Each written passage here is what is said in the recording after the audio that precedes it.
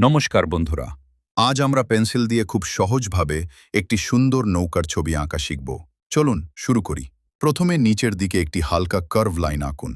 এর ঠিক নিচে আরেকটি লাইন দিয়ে নৌকার বেস তৈরি করুন। দুই পাশ একটু উপরের দিকে তুলুন, এতে নৌকার শেপটা সুন্দর হবে। এটা হবে মাস্ট।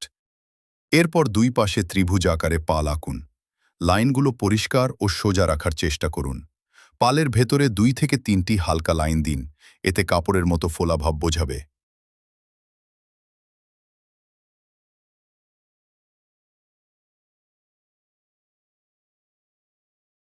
এখন নৌকার নিচে ঢেউ আঁকুন। কার্ভ লাইন ব্যবহার করে সহজভাবে জল দেখান।